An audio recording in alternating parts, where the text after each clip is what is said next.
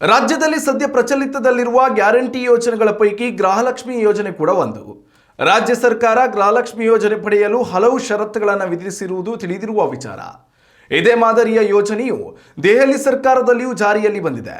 ಆದರೆ ದೆಹಲಿ ಲಕ್ಷ್ಮಿ ಯೋಜನೆಯ ಲಾಭವನ್ನು ಪಡೆಯಲು ಫಲಾನುಭವಿಗಳಿಗೆ ಕಠಿಣ ಆರೋಗ್ಯ ಮತ್ತು ಸಾಮಾಜಿಕ ಷರತ್ತುಗಳನ್ನು ವಿಧಿಸಲು ಸಜ್ಜಾಗಿದೆ. ಈ ಯೋಜನೆಯ ಮುಖ್ಯ ಉದ್ದೇಶ ಅರ್ಹ ಮಹಿಳೆಯರಿಗೆ ಮಾಸಿಕ 2,500 ಧನ ಸಹಾಯ ನೀಡುವುದಾಗಿದ್ದರೂ ಕೂಡ ಇದರ ಲಾಭ ಪಡೆಯಲು ಕುಟುಂಬದ ಹೆಣ್ಣು ಮಕ್ಕಳ ಆರೋಗ್ಯ ರಕ್ಷಣೆಗೆ ಹೆಚ್ಚಿನ ಒತ್ತು ನೀಡಲಾಗಿದೆ.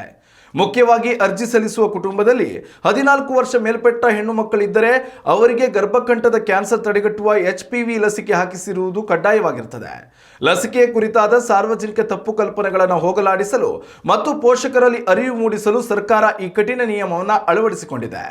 ಇದರೊಂದಿಗೆ ಯೋಜನೆಯ ಪರಿಣಾಮಕಾರಿ ಅನುಷ್ಠಾನಕ್ಕಾಗಿ ಕುಟುಂಬದ ಗರ್ಭಿಣಿಯರು ಅಥವಾ ಹಾಲುಣಿಸುವ ತಾಯಂದಿರನ್ನ ಕೇಂದ್ರ ಸರ್ಕಾರದ ಪೋಷಣ್ ಟ್ರ್ಯಾಕರ್ ಜಾಲತಾಣದಲ್ಲಿ ನೋಂದಾಯಿಸುವುದು ಕಡ್ಡಾಯಗೊಳಿಸಲಾಗಿದೆ. ಫಲಾನುಭವಿಗಳು ಯೋಜನೆಯ ಲಾಭ ಪಡೆಯಲು ತಮ್ಮ ಆಧಾರ್ ಸೇರಿದಂತೆ ವೈಯಕ್ತಿಕ ಮಾಹಿತಿಗಳನ್ನು ಹಂಚಿಕೊಳ್ಳಲು ಒಪ್ಪಿಗೆ ನೀಡುವುದು ಅಗತ್ಯವಾಗಿದೆ. ಮಾಧ್ಯಮಗಳ ವರದಿಯ ಪ್ರಕಾರ ಈ ಯೋಜನೆಯಡಿ ಸಿಗುವ ಮೊತ್ತದಲ್ಲಿ 1,500 ಭವಿಷ್ಯದ ಉಳಿತಾಯದ ರೂಪದಲ್ಲಿ ಬ್ಯಾಂಕ್ ಖಾತೆಯಲ್ಲಿ ಇರಿಸಲಾಗುವುದು ಮತ್ತು ಉಳಿದ 1,000 ರೂಪಾಯಿ ಹಣವನ್ನು ಡಿಜಿಟಲ್ ವ್ಯಾಲೆಟ್ ಮೂಲಕ ನೀಡಲಾಗ್ತದೆ. ಈ ಹಣವನ್ನು ಯಾವುದೇ ದುಶ್ಚಟಗಳಿಗೆ ಬಳಸದಂತೆ ಕಣ್ಗಾವಲು ಇಡಲಾಗ್ತದೆ. ಸದ್ಯ ಕರ್ನಾಟಕದಲ್ಲಿ ಗರ್ಭಕಂಠದ ಕ್ಯಾನ್ಸರ್ ಲಸಿಕೆಯನ್ನು ಸರ್ಕಾರ ಕಡ್ಡಾಯಗೊಳಿಸಿಲ್ಲ. ಗೃಹಲಕ್ಷ್ಮಿ ಯೋಜನೆಯ ಲಾಭ ಪಡೆಯಲು ವಿವಿಧ ಷರತ್ತುಗಳನ್ನು ವಿಧಿಸಲಾಗಿದೆಯಾದರೂ ಕೂಡ ಈವರೆಗೂ ಆರೋಗ್ಯ ಇಲಾಖೆಯ ವತಿಯಿಂದ ಷರತ್ತುಗಳು ವಿಧಿಕೆಯಾಗಿಲ್ಲ. ಆದರೆ ದೆಹಲಿ ಸರ್ಕಾರದ ಮಾದರಿಯಲ್ಲಿ ಭವಿಷ್ಯದಲ್ಲಿ ರಾಜ್ಯದ ಜನತೆಯ ಆರೋಗ್ಯದ ದೃಷ್ಟಿಯಿಂದ ಇಂತಹ ಷರತ್ತುಗಳು ಜಾರಿಗೆ ಬಂದರೂ ಆಶ್ಚರ್ಯವೇನಿಲ್ಲ.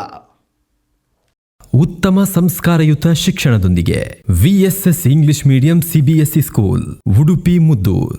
ನರ್ಸರಿಯಿಂದ 10ನೇ ತರಗತಿವರೆಗೆ ಶಿಕ್ಷಣದ ಜೊತೆಗೆ 5ರಿಂದ 10ನೇ ತರಗತಿವರೆಗಿನ ವಿದ್ಯಾರ್ಥಿನಿಯರಿಗೆ ಉತ್ತಮ ಹಾಸ್ಟೆಲ್ ಸೌಲಭ್ಯವೂ ಇದೆ. ನಿಮ್ಮ ಮಕ್ಕಳ ಪ್ರವೇಶಾತಿಗಾಗಿ ಈ ಸಂಖ್ಯೆಗೆ ಕರೆ ಮಾಡಿ.